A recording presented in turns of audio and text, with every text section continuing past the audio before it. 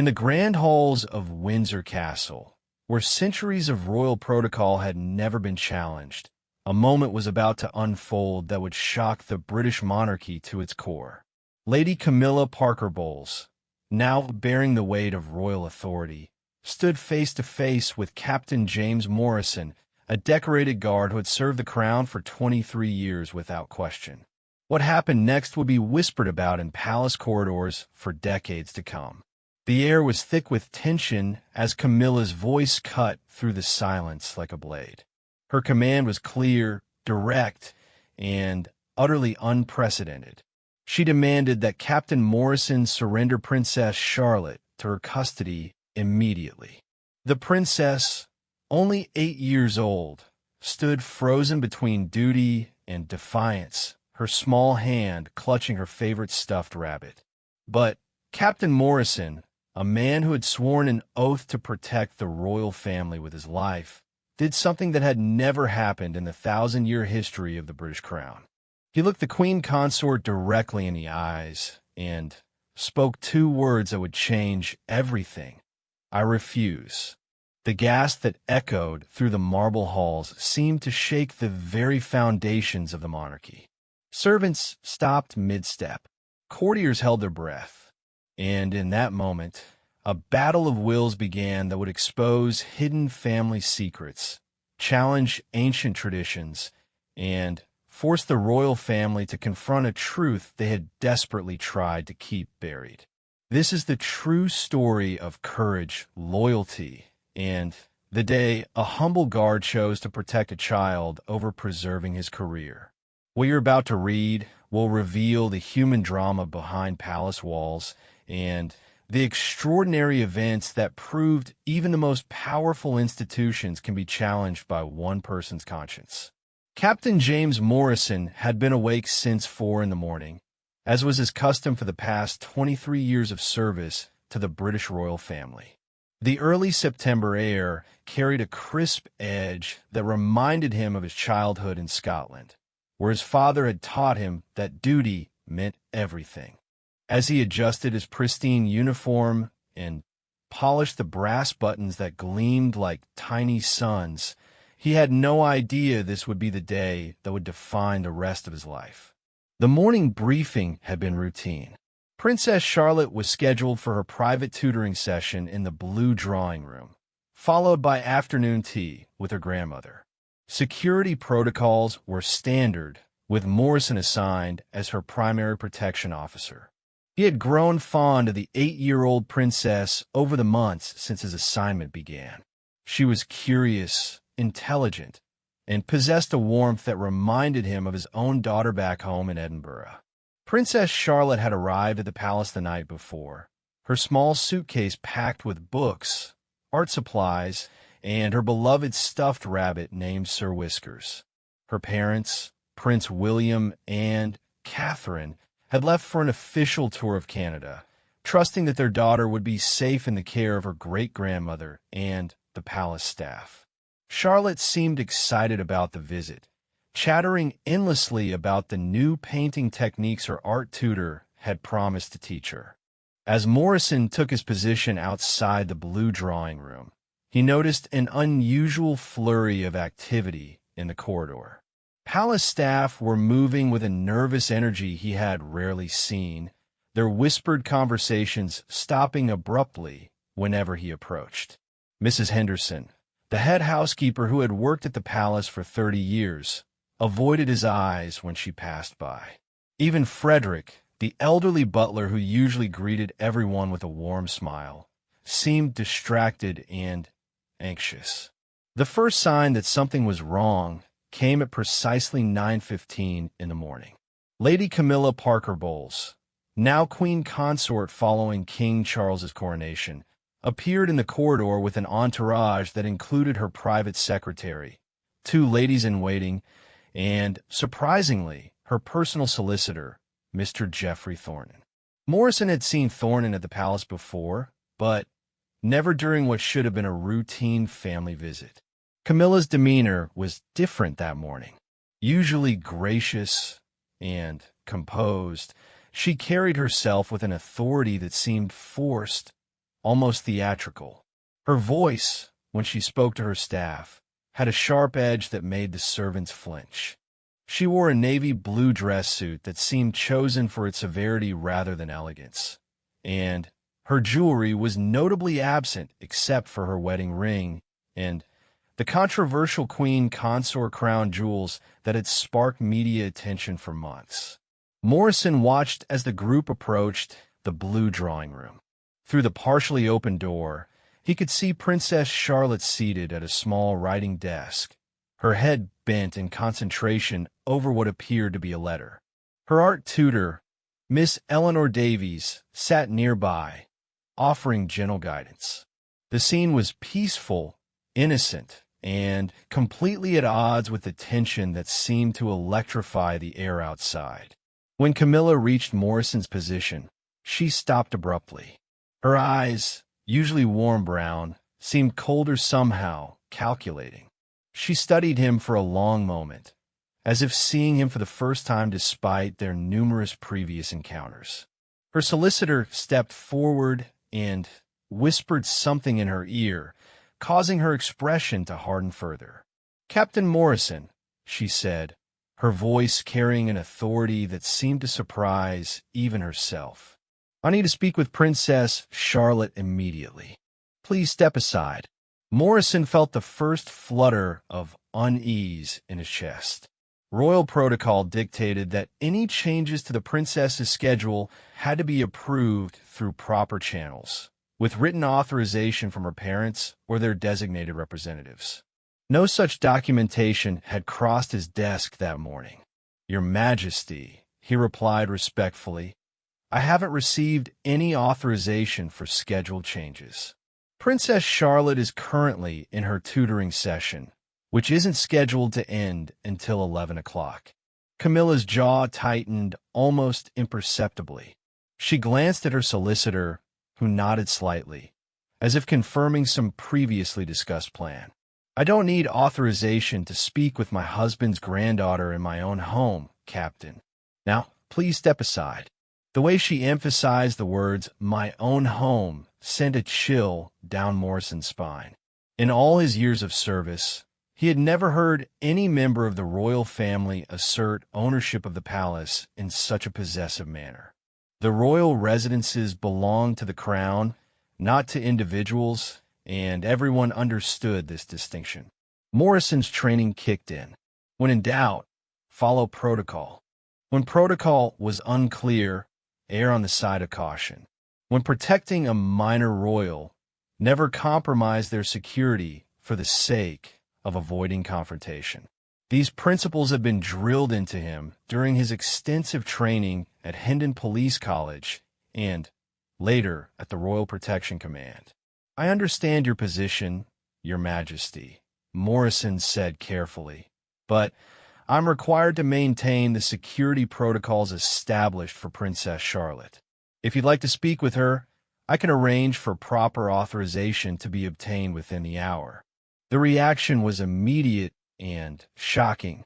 Camilla's composure cracked, revealing something Morrison had never seen before. Raw anger mixed with what looked almost like desperation. Her hands clenched at her sides, and, when she spoke again, her voice carried a tremor that seemed to vibrate through the ornate corridor. "You forget yourself, Captain Morrison. I am the Queen Consort of England. I don't require your permission to speak with any member of this family." Mr. Thornton stepped forward again, his briefcase clutched tightly in his manicured hands. "Captain, I believe there may be some confusion about the current legal arrangements regarding Princess Charlotte's custody during her parents' absence. Perhaps we could discuss this matter privately." Morrison's unease deepened into genuine alarm. Custody arrangements? Legal discussions? These were not terms that should ever apply to a routine family visit. Princess Charlotte was supposed to be enjoying a carefree week with her great-grandmother, not involved in some kind of legal maneuvering that required solicitors and formal custody language. Through the door, Morrison could hear Princess Charlotte's voice, bright and cheerful as she asked Miss Davies about mixing watercolors. The innocence of that sound, contrasted with the increasingly tense atmosphere in the corridor, made Morrison's protective instincts surge. Whatever was happening here, it wasn't in the princess's best interests. I'm afraid I can't discuss custody arrangements without proper documentation and approval from Prince William and Princess Catherine, Morrison said firmly. My duty is to ensure Princess Charlotte's safety and security according to the protocols they've established. Camilla's face flushed red, and, for a moment, Morrison thought she might actually push past him physically. Instead, she turned to her solicitor and whispered something urgent and harsh. Thornton nodded and pulled out his phone, making a call that took him several steps away from the group. The ladies-in-waiting looked increasingly uncomfortable, their eyes darting between Camilla and Morrison as if witnessing something they wished they could forget. Mrs. Henderson appeared at the end of the corridor, took one look at the scene unfolding, and quickly retreated. Word was spreading through the palace that something unprecedented was happening. Camilla composed herself with visible effort, smoothing her dress and adjusting her posture. When she spoke again, her voice was controlled but carried an unmistakable threat. Captain Morrison, I'm going to give you one more opportunity to step aside and allow me access to Princess Charlotte. If you refuse, there will be consequences that extend far beyond your position here at the palace. Morrison felt his heart rate increase, but his resolve remained steady. He thought of his own daughter, of the oath he had sworn to protect the royal family, of the trust that Prince William and Catherine had placed in him. Princess Charlotte was under his protection, and nothing, not titles, not threats, not even his career, would make him compromise that sacred duty.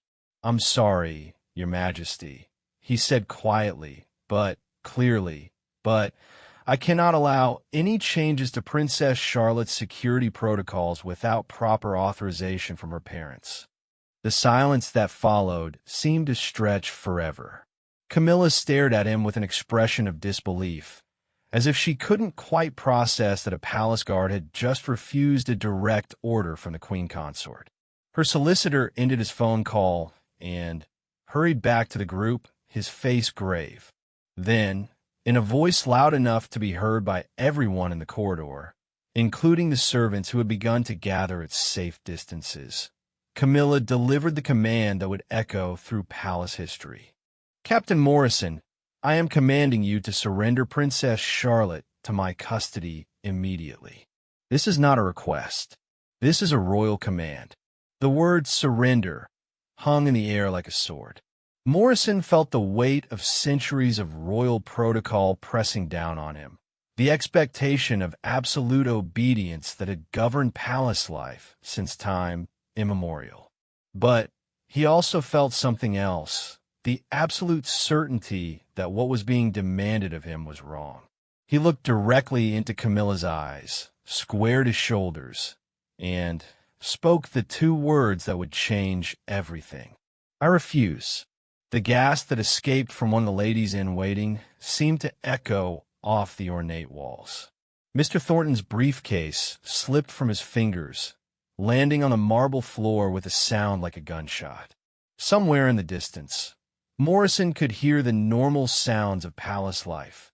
Footsteps, conversations, the clatter of afternoon tea being prepared, all blissfully unaware that the very foundations of royal authority were being challenged.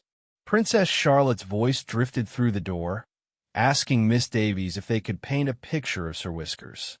The innocent question seemed to underscore the magnitude of what was happening. An 8-year-old child had become the center of a confrontation that would test the limits of loyalty, duty, and conscience. Morrison remained at his post, his hand resting lightly on his radio, ready to call for backup if the situation escalated further. He had crossed a line that no palace guard had ever crossed before, and He knew there would be no going back. But as he listened to Princess Charlotte's laughter echoing through the door behind him, he also knew he had made the only choice he could live with.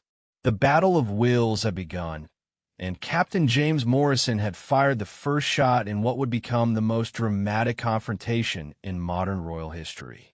The silence that followed Morrison's refusal seemed to stretch across eternity. For a moment, the entire corridor existed in a bubble of disbelief, as if time itself had paused to witness something that should never have been possible. Camilla's face cycled through expressions of shock, anger, and something that looked remarkably like fear before settling into a mask of cold fury. "Mr." Thornton scrambled to retrieve his fallen briefcase, his hands shaking as he fumbled with the clasps. The sound of the locks clicking open seemed unnaturally loud in the tense atmosphere. He pulled out a thick folder of documents, his movements urgent and desperate. "Captain Morrison," Thornton said, his voice carrying the weight of legal authority, "I have here documents that establish temporary guardianship of Princess Charlotte during her parents' absence. These papers have been properly filed and are legally binding." Morrison extended his hand for the documents, his training automatically kicking in. Always verify, never assume. Trust but confirm. The papers felt substantial in his hands, official letterhead gleaming under the crystal chandelier light. But as his eyes scanned the text, his frown deepened with each passing second. The documents were indeed legal, bearing official seals and signatures, but they were also dated just 2 days ago, filed in a family court that seemed oddly distant from London. More troubling still, the signatures of Prince William and Catherine appeared genuine, but something about them felt wrong.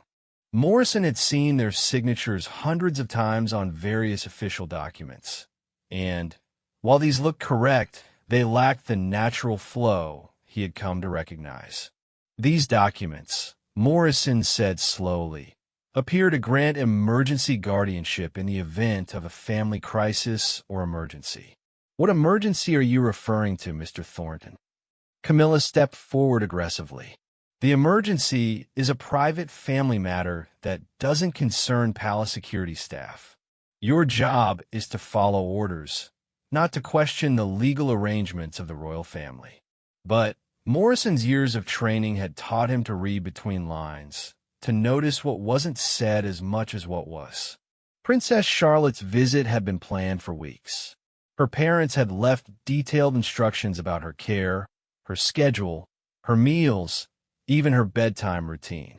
Nothing about their departure had suggested any kind of emergency or crisis that would require emergency guardianship arrangements. Through the door, Princess Charlotte's voice could be heard asking Miss Davies about her parents' trip to Canada. "Do you think Mummy and Daddy are having tea with the Prime Minister right now?" she asked innocently. The question highlighted the absurdity of the situation. While her parents were conducting official state business, trusting their daughter to be safe and happy at the palace, a legal battle was being waged outside her door. Morrison looked up from the documents to find Camilla studying his face intently, as if trying to read his thoughts. Her solicitor stood beside her, checking his watch repeatedly and glancing nervously toward the main corridor. The ladies-in-waiting had retreated several steps, clearly uncomfortable with their proximity to what was obviously an unprecedented situation. "Your Majesty," Morrison said carefully, "these documents reference a family emergency, but they don't specify what that emergency might be. As Princess Charlotte's protection officer, I need to understand any threat or crisis that might affect her security." Camilla's laugh was sharp and humorless. "The emergency, Captain, is the growing instability in certain family relationships that could potentially harm Princess Charlotte's well-being. There are concerns about influences that might not be in her best interests." The vague language set off alarm bells in Morrison's mind. In his experience, when adults spoke about children's well-being in such abstract terms, it usually meant they were trying to justify actions that couldn't be justified with concrete facts. Princess Charlotte was one of the happiest, most well-adjusted children he had ever met. Her relationship with her parents was loving and secure. Her development was excellent, and she showed no signs of the stress or anxiety that typically accompanied genuine family instability. Can you be more specific about these concerns? Morrison asked, if there's a genuine threat to Princess Charlotte's safety, I need to know exactly what we're dealing with so I can ensure proper protection protocols. Mr. Thornton cleared his throat nervously. Captain, the specific nature of the family situation is confidential and protected by privacy laws. What matters is that proper legal guardianship has been established, and you are required to respect that authority. Morrison had dealt with enough custody disputes during his police career to recognize the tactics being used. Vague references to unnamed threats, emphasis on legal technicalities rather than the child's actual well-being, and pressure to act quickly without allowing time for proper verification. These were classic signs of a custody grab rather than a genuine emergency response. The sound of approaching footsteps echoed through the corridor. Sir Geoffrey Hamilton, the Queen's private secretary, appeared around the corner with his usual measured pace, but Morrison could see the tension in his posture. Behind him walked Dr. Margaret Foster, the palace physician, looking confused and concerned. Your Majesty, Sir Geoffrey said with a respectful nod to Camilla, I understand there's been some confusion about Princess Charlotte's schedule today. I've just spoken with Buckingham Palace, and there seems to be some discrepancy in our records. Camilla's composure slipped for just a moment, revealing a flash of panic before her controlled mask returned. There's no confusion, Geoffrey.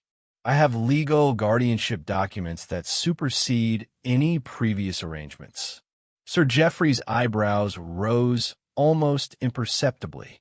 In his 40 years of palace service, he had developed an acute ability to detect when something was amiss in royal protocol. Emergency guardianship documents that appeared without warning, legal proceedings that bypassed normal family channels, and custody disputes involving minor royals were all unprecedented in his experience. Dr. Foster stepped forward, her medical bag clutched in her hand. I was called to examine Princess Charlotte for some urgent health concern, but she seems perfectly fine when I observed her through the door. Perhaps someone could clarify what medical emergency requires immediate attention. The web of justifications was beginning to unravel. Emergency guardianship for family stability, urgent health concerns that didn't exist, legal documents that appeared without explanation. None of it formed a coherent picture of genuine emergency response. Morrison made a decision that he knew would either vindicate his actions or end his career. Sir Geoffrey, I'm requesting an immediate verification of these guardianship documents with Prince William and Catherine directly. If there's a genuine family emergency requiring immediate custody changes, they would certainly be aware of it. Camilla's face went pale. That's completely unnecessary. These documents speak for themselves, and I won't have my authority questioned by palace staff. But Sir Geoffrey was already pulling out his secure satellite phone. I think Captain Morrison's request is quite reasonable, Your Majesty. Given the unusual nature of the situation, direct confirmation seems prudent. The next few minutes unfolded with excruciating tension. Sir Geoffrey spoke in low, urgent tones with officials at the Canadian Embassy, working to establish contact with Prince William and Catherine. Camilla paced the corridor like a caged animal, her solicitor whispering frantically in her ear.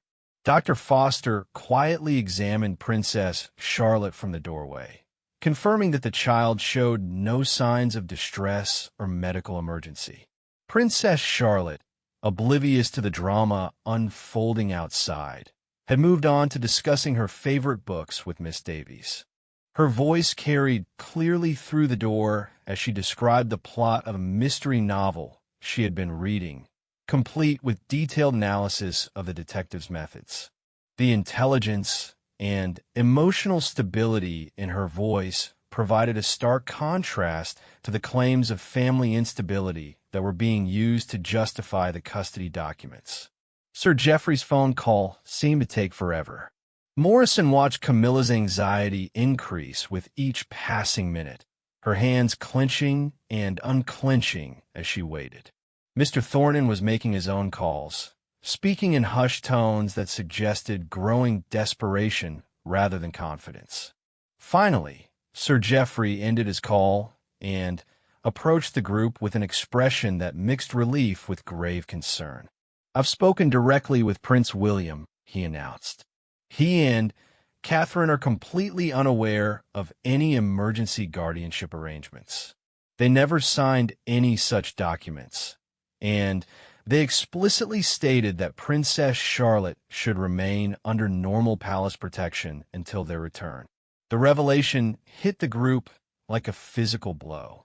Camilla stumbled backward slightly, her face cycling through denial, anger, and what looked like genuine fear. Mr. Thornton's briefcase snapped shut with a sound like thunder, and he immediately began backing toward the main corridor. "There must be some mistake," Camilla said, but her voice lacked conviction. "These documents are legal and binding." Sir Geoffrey's expression was grave, but firm. "Your Majesty," Prince William was quite clear. "He and Catherine never authorized any emergency guardianship arrangements. They're concerned about what prompted such documents to be created and have requested that Princess Charlotte remain under normal protection protocols until they can investigate further." Morrison felt a wave of vindication mixed with deep concern. His instincts had been correct, but the implications were staggering. Someone had created false legal documents involving a minor royal, attempted to use those documents to gain custody, and had done so while the child's parents were out of the country and unable to immediately respond. Dr. Foster approached Morrison quietly. "Captain, I need to ask directly. Has Princess Charlotte shown any signs of distress, illness, or emotional instability that might justify emergency intervention?" "None whatsoever," Morrison replied firmly. "She's been happy, healthy, and completely normal throughout her visit. She's excited about her art lessons.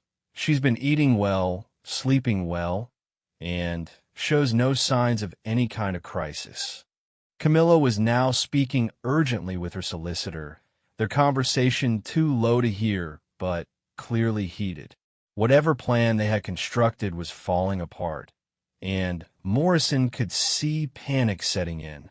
The ladies-in-waiting looked mortified, clearly understanding that they had been unwittingly involved in something potentially illegal. Sir Geoffrey cleared his throat diplomatically. "Your Majesty, given the confusion about these documents and the clear statements from Prince William and Catherine, I believe it would be best if we maintain normal protocols for Princess Charlotte's visit. The legal questions surrounding these guardianship papers will need to be investigated through proper channels." Camilla's final gambit was to assert royal authority one more time. "I am the Queen Consort, and I will not have my decisions questioned by staff members. Captain Morrison's insubordination is unacceptable, and there will be consequences." But the power dynamics had shifted completely. Sir Geoffrey, Dr. Foster, and even the ladies-in-waiting were now looking at Camilla with expressions that ranged from confusion to concern. The authority she had tried to wield was crumbling under the weight of contradictory evidence and false documentation. Morrison remained at his post, his hand resting lightly on his radio. He had called for backup early in the confrontation, and he could hear additional security personnel positioning themselves discreetly in adjacent corridors. The situation was now being treated as a potential security breach rather than a family dispute. Princess Charlotte's voice drifted through the door one more time, asking Miss Davies if they could write a letter to her parents about their art lesson. The innocent request served as a reminder of what was really at stake. Not royal protocol, not legal authority, not even careers and reputations, but the safety and well-being of a child who trusted the adults around her to protect her from harm. The standoff had reached a critical moment. Camilla's plan, whatever it had been, was exposed and failing. The false documents were discovered. The child's parents were alerted, and palace security was now treating the situation as a potential threat. But Morrison knew that cornered people often made desperate choices, and he prepared himself for whatever might come next.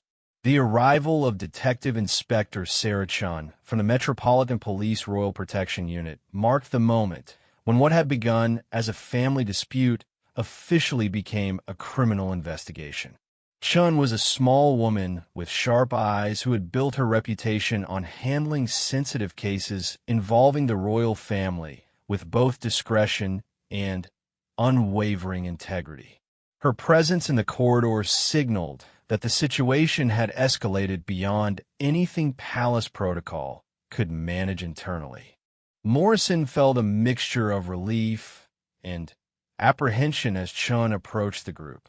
He had worked with her on several occasions and respected her thoroughness, but he also knew that her involvement meant the incident would be investigated with the full weight of British law enforcement behind it. There would be no covering up inconvenient truths or brushing aside uncomfortable questions. "Your Majesty," Chun said with a respectful nod to Camilla, "I understand there's been some confusion regarding guardianship documents for Princess Charlotte. I'll need to examine all relevant paperwork and speak with everyone involved to determine exactly what's occurred here." Camilla's composure was hanging by a thread. The confident authority she had displayed earlier had been replaced by barely controlled panic. Her solicitor, Mr. Thornton, was now standing several feet away, clearly attempting to distance himself from whatever legal quicksand he had stumbled into. "This is a private family matter," Camilla insisted, but her voice lacked the conviction it had carried earlier. "I don't see why police involvement is necessary." Chin's expression remained professionally neutral, but Morrison caught the slight narrowing of her eyes that indicated she had already spotted several red flags. "Ma'am, any situation involving falsified legal documents related to child custody becomes a police matter automatically. I'll need to see those guardianship papers immediately." Mr. Thornton reluctantly handed over the documents, his hands visibly trembling. Chin examined them with the practiced eye of someone who had seen every type of legal fraud imaginable. She photographed each page with her phone, making careful notes about dates, signatures, and court seals. Meanwhile, Sir Geoffrey had established a secure communication line with Prince William and Catherine, who were now cutting short their Canadian tour to return immediately to London. The gravity of the situation was becoming clear to everyone involved. This wasn't just about custody documents or family disputes, but about a potential conspiracy that reached into the highest levels of the British monarchy. Princess Charlotte's voice could still be heard through the door, now discussing her favorite fairy tales with Miss Davies.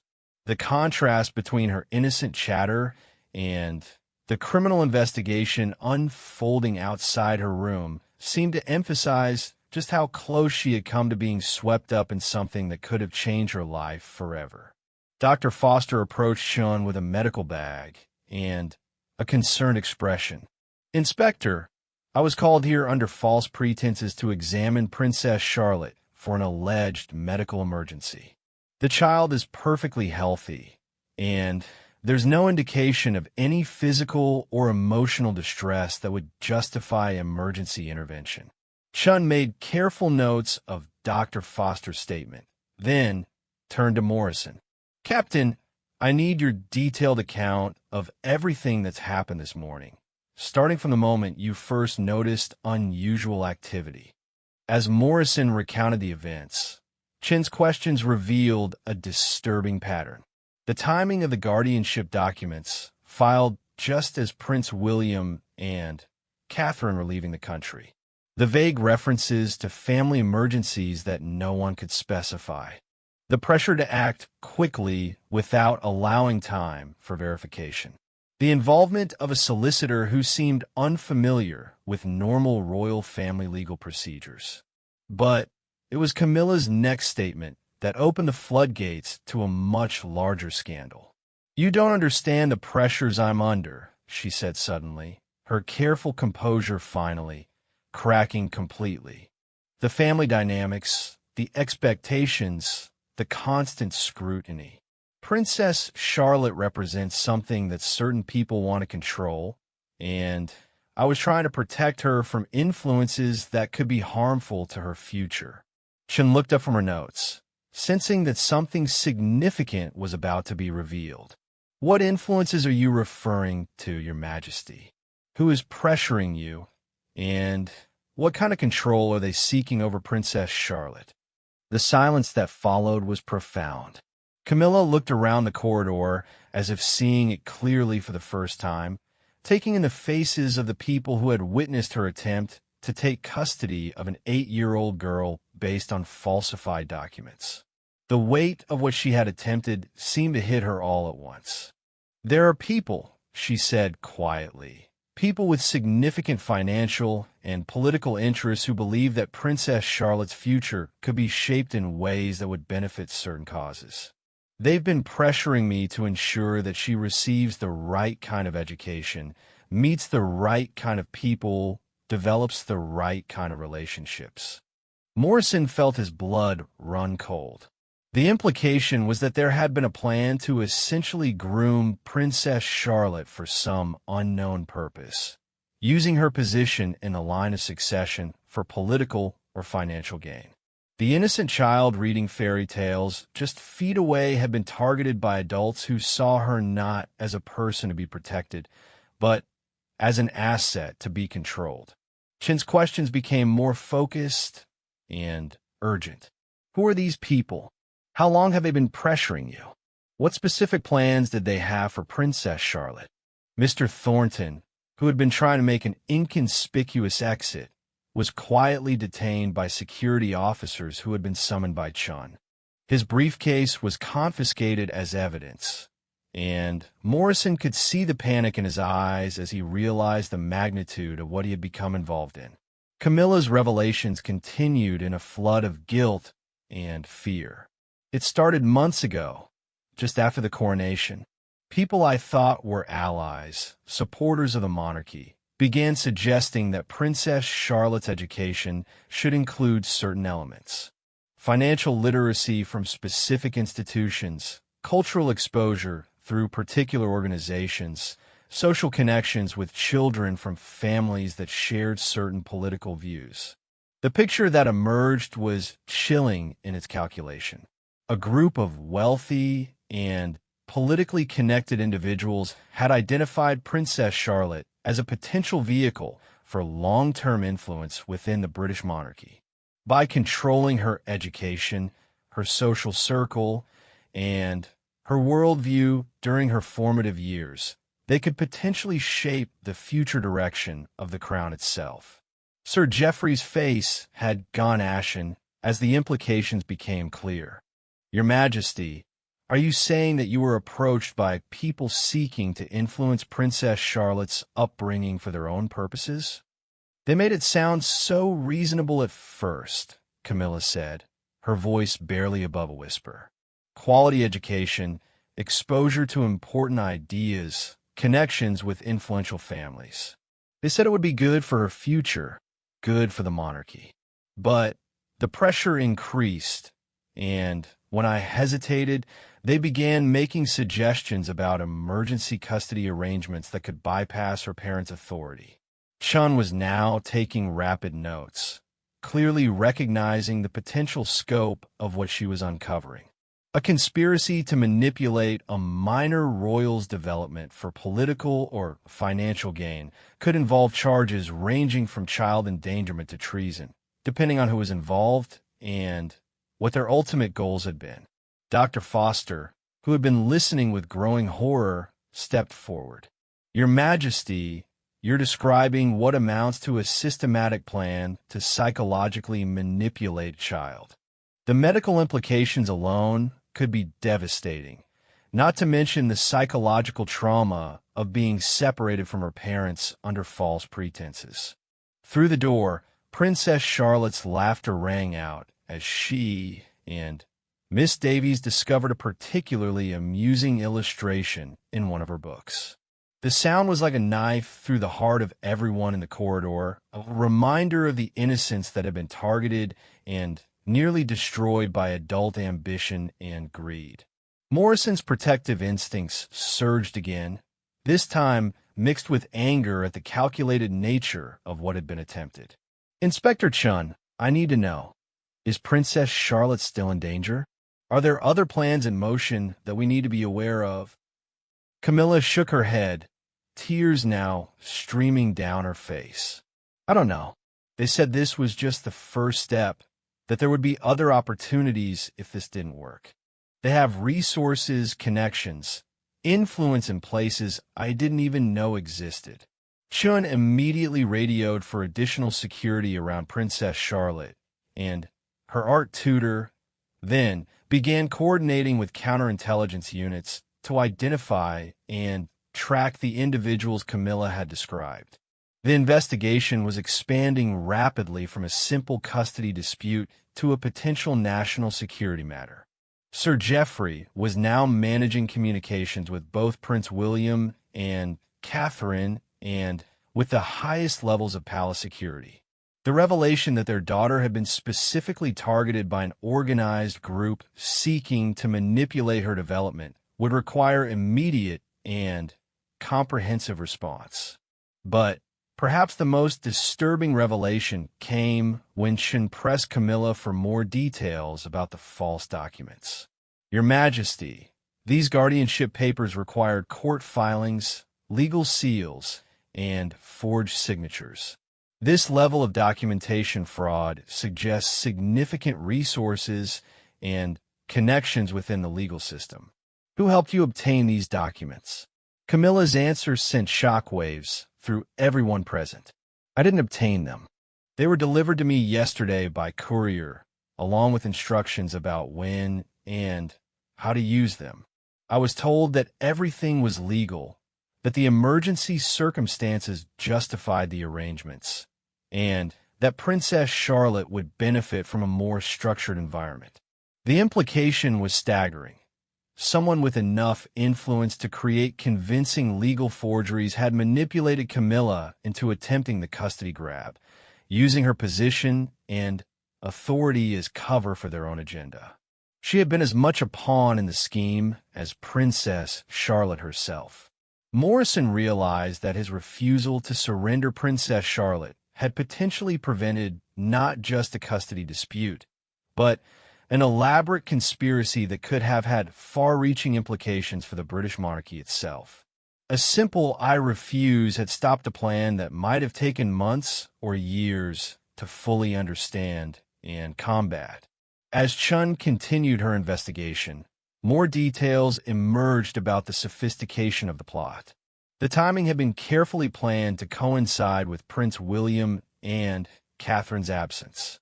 The legal documents had been created by someone with deep knowledge of family court procedures. The pressure on Camilla had been psychological and gradual, designed to make her complicit without fully understanding the ultimate goals. Princess Charlotte's voice drifted through the door one more time, asking Miss Davies if they could show her paintings to her parents when they returned. The simple request highlighted what was really at stake: a child's trust in the adults around her, her relationship with her parents, and her right to grow up free from manipulation and exploitation. The investigation was just beginning, but Morrison knew that his decision to stand firm had protected far more than just one little girl's afternoon art lesson. He had helped expose a conspiracy that threatened the very foundations of royal family security and child protection within the monarchy itself. Within hours of Princess Charlotte's near abduction, the corridors of Windsor Castle had been transformed into the headquarters of one of the most sensitive investigations in modern British history. Detective Inspector Chun had assembled a team of specialists from Scotland Yard's Counterintelligence Unit, the Royal Protection Command, and MI5's Domestic Security Division. The realization that a conspiracy had targeted a child in the direct line of succession to the throne had triggered security protocols that hadn't been used since the height of the Cold War. Morrison remained at his post outside the Blue Drawing Room, but his role had evolved from protective officer to key witness.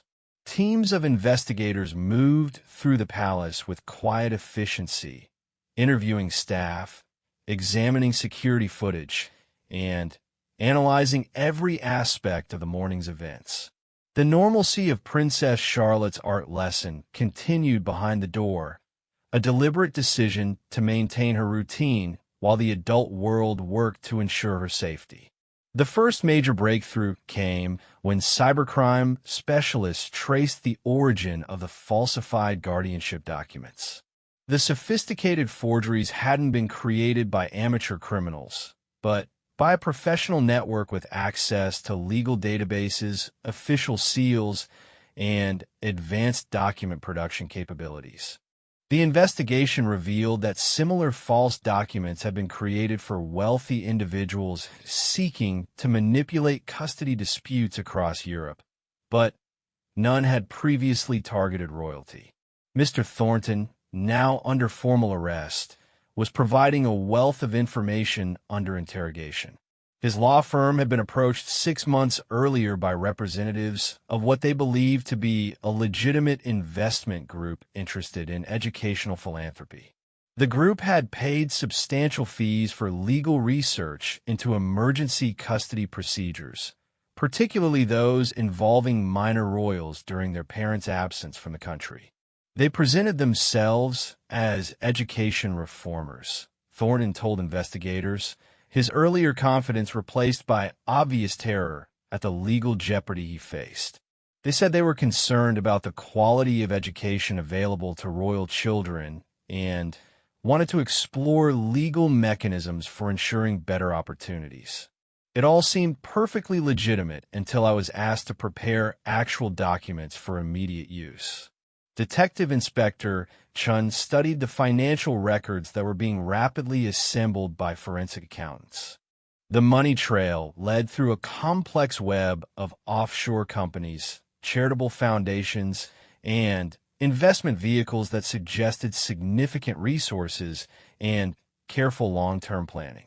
Whoever was behind the conspiracy had been preparing for months, possibly years, waiting for the right opportunity to put their plan into action.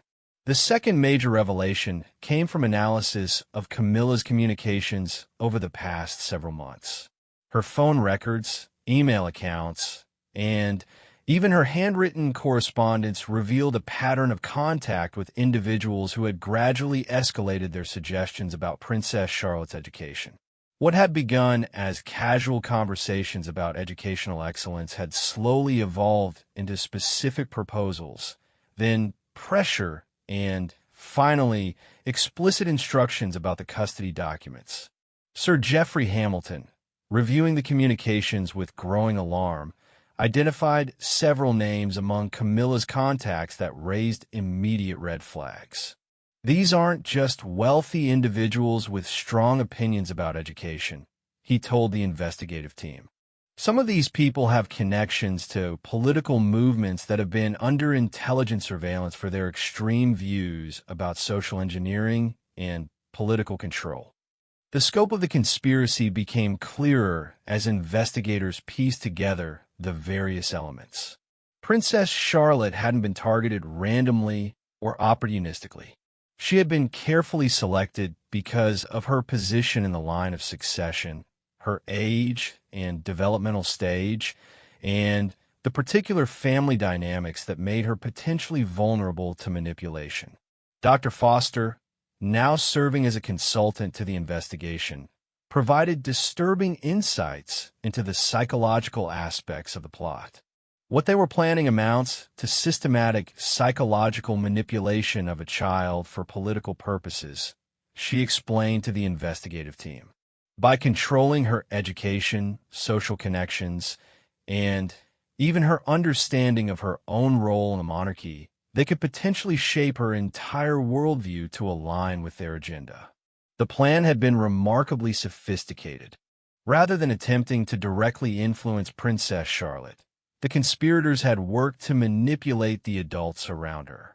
Camilla had been their primary target, chosen because of her position as queen consort and her natural desire to be involved in the education of royal children. By gradually convincing her that she was acting in Princess Charlotte's best interests, they had nearly succeeded in gaining legal custody without arousing immediate suspicion.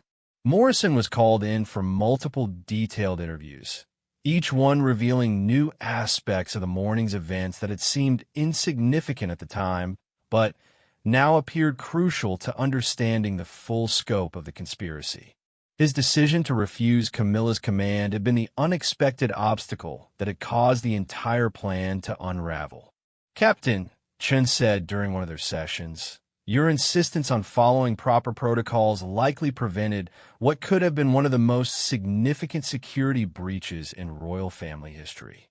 If Princess Charlotte had been removed from the palace under false legal pretenses, it might have taken weeks or months to recover her, and the psychological damage could have been irreversible." The investigation also revealed how close the conspiracy had come to succeeding. Alternative plans had been prepared in case Morrison or other security personnel had proven resistant to the false documents. Backup legal papers had been created that would have involved different jurisdictions and more complex custody arrangements. The conspirators had even prepared explanations for media inquiries and had connections within certain news organizations that might have presented their version of events favorably. Prince William and Catherine, now racing back to London on a Royal Air Force flight, were being briefed continuously about the investigation's discoveries. Their responses, relayed through secure communications, revealed their horror at how close their daughter had come to being swept up in a conspiracy that could have fundamentally altered her childhood and development. The financial investigation revealed the true scope of the resources behind the plot. Millions of pounds have been moved through various accounts to fund the operation, suggesting that the conspirators had viewed this as a long-term investment with potentially enormous returns. The money had paid for legal services, document forgery, communications equipment, and what appear to be a substantial network of contacts and collaborators across multiple institutions.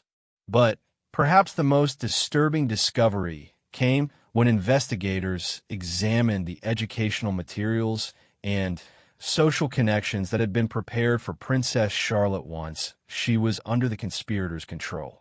The curriculum they had planned included subjects and perspectives that would have gradually alienated her from her family's values and the traditional understanding of constitutional monarchy. Social activities had been arranged that would have exposed her to carefully selected children and adults who shared the conspirators' political ideology. This was grooming on an institutional level, Dr. Foster explained to the investigation team. They weren't just planning to influence her education. They were planning to reshape her entire social and cultural environment to ensure that she would eventually advocate for their political agenda from within the monarchy itself. The revelation that Princess Charlotte had been targeted not just for her current vulnerability, but for her future role as a potential monarch, elevated the investigation to the highest levels of national security. MI5 Director James Blackwood arrived at the palace personally, bringing with him resources and authority that reflected the gravity of the threat that had been uncovered. Morrison watched the investigation unfold with a mixture of vindication and deep concern. His simple refusal to abandon his post had exposed a conspiracy that reached far beyond anything he could have imagined that morning. But he also understood that the investigation was revealing vulnerabilities in royal family security that went far beyond physical protection to include psychological manipulation and legal exploitation. The interrogation of other palace staff revealed that the conspiracy had included attempts to place sympathetic individuals in positions where they could influence Princess Charlotte's daily routine. Several new staff members who had been hired in recent months were found to have connections to organizations funded by the same shadowy network that had orchestrated the custody attempt. The depth of the infiltration was staggering and suggested that the conspirators had been planning their operation with military-level precision and patience. As the day progressed, Princess Charlotte remained safely in her art lesson, protected now by a security detail that had been tripled and included specialists trained in psychological warfare and child protection. Miss Davies, her art tutor, had been thoroughly vetted and was found to be completely innocent of any connection to the conspiracy. Her genuine concern for her young students' welfare had actually provided an additional layer of protection during the morning's crisis. The investigation was beginning to identify specific individuals who had orchestrated the conspiracy, but their arrests would require careful coordination with international law enforcement agencies. The network appeared to span multiple countries and involve sophisticated financial instruments that would take time to unravel completely. Detective Inspector Chun briefed Morrison on the evolving situation as evening approached. "Captain, what you prevented this morning was just the tip of the iceberg. We're looking at a conspiracy that could have fundamentally altered the future of the British monarchy. Your decision to stand firm when pressured to abandon protocol may have saved not just Princess Charlotte, but the constitutional stability of the nation itself." Morrison looked toward the door behind which Princess Charlotte was still happily engaged in her art lesson, blissfully unaware of the drama that had swirled around her. The magnitude of what had been at stake was almost overwhelming to contemplate. A simple morning of watercolor painting had nearly become the beginning of a systematic campaign to psychologically manipulate a future monarch. The investigation was far from over, but the immediate threat to Princess Charlotte had been neutralized. The conspiracy that had targeted her had been exposed, its key operatives were under arrest or surveillance, and the security vulnerabilities it had exploited were being rapidly addressed. But Morrison knew that the implications of what had been discovered would reshape royal family protection protocols for generations to come. As night fell over Windsor Castle, Princess Charlotte finally emerged from her art lesson, carrying a painting of Sir Whiskers that she was excited to show her great-grandmother. Her smile and innocent enthusiasm served as a powerful reminder of what Morrison had been protecting. Not just a royal protocol or a political institution, but a child's right to grow up free from manipulation and exploitation by adults with hidden agendas. 3 weeks after the events at Windsor Castle, Captain James Morrison stood in the private audience room of Buckingham Palace, facing Prince William and Princess Catherine across an ornate mahogany table that had witnessed centuries of royal business. The room felt different than it had during his previous official meetings, warmer somehow, charged with an emotional weight that transcended formal protocol. Princess Charlotte sat beside her parents, her art portfolio open before her, eagerly showing them the painting she had created during those fateful hours when her entire future had hung in the balance. The investigation had concluded with arrests across 3 countries and the exposure of a conspiracy that reached into the highest levels of European political and financial circles. The network that had targeted Princess Charlotte was revealed to be part of a larger operation aimed at influencing the development of young people in positions of political importance across multiple nations. The British case had been their most ambitious attempt, but authorities had discovered similar schemes targeting the children of heads of state, religious leaders, and industrial dynasties throughout Europe and beyond. Morrison's role in preventing the conspiracy had earned him recognition that extended far beyond the royal household. The Victoria Cross, Britain's highest military decoration, had been discussed, though ultimately it was determined that his actions fell outside the traditional military context the award required. Instead, Prince William had personally recommended Morrison for the George Cross, the highest civilian award for gallantry, recognizing that his courage in refusing to abandon his duty had potentially saved the constitutional monarchy itself. "Captain Morrison," Prince William began, his voice carrying an emotional weight that reminded everyone present that this was about far more than protocol and procedure. "Catherine and I've been struggling to find words adequate to express our gratitude for what you did that morning. When we learned how close Charlotte came to being taken."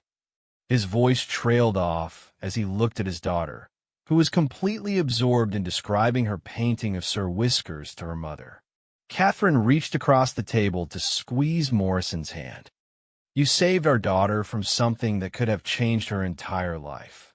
The psychological evaluation reports make it clear that what they were planning would have been devastating to her development, her relationship with us, and her understanding of herself. The psychological evaluations had indeed been sobering. Dr. Foster and a team of child development specialists had analyzed the educational materials and social programming that had been prepared for Princess Charlotte. The systematic manipulation they had planned would have gradually isolated her from her family's values, introduced political ideologies designed to create conflict with constitutional principles, and established relationships with adults whose primary loyalty was to their political agenda rather than her welfare. Morrison looked at Princess Charlotte, who had moved on to showing her parents a watercolor landscape she had painted the day after the crisis. Her obvious happiness and emotional security served as a powerful reminder of what had been at stake. "Your Royal Highnesses," he said quietly, "I was just doing my job." Any protection officer would have made the same choice when faced with suspicious circumstances involving a child's safety. But Prince William shook his head emphatically. "That's not true, James. The pressure you were under was enormous. A direct command from the Queen Consort, legal documents that appeared authentic, and the potential destruction of your career if you were wrong. Many people would have stepped aside and hoped someone else would sort it out later. The investigation had revealed just how carefully the conspirators had calculated the psychological pressure they were applying. They had studied Morrison's background, his personality profile, and his service record, and had concluded that he was likely to follow orders rather than create a confrontation with royal authority. Their miscalculation had been in underestimating the depth of his protective instincts and his commitment to proper procedure over convenience. Camilla's role in the conspiracy had been the subject of intense investigation and even more intense media speculation. The official conclusion was that she had been manipulated by sophisticated psychological techniques and had genuinely believed she was acting in Princess Charlotte's best interests.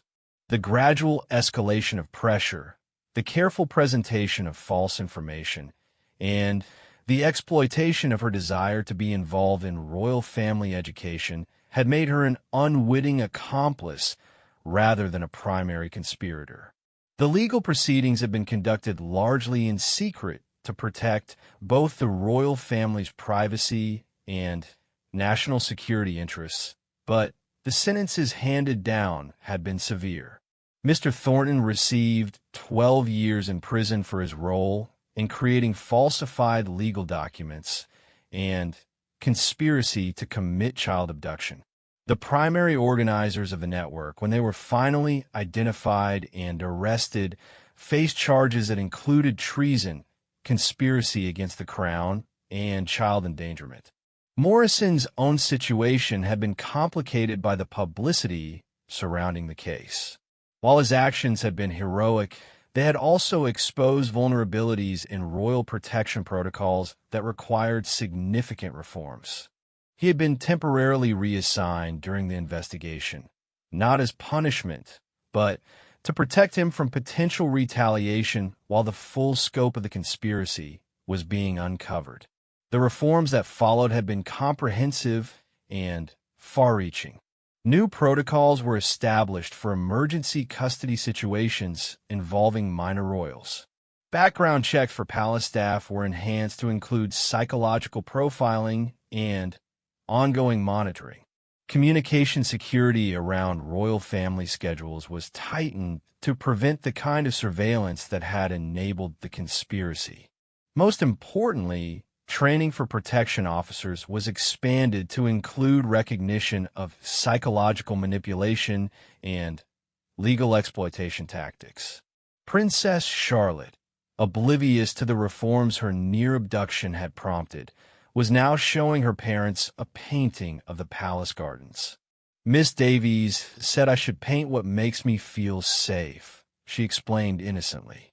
"I painted our garden because it's where we play together and where nobody can bother us." The simple statement carried profound weight for everyone in the room.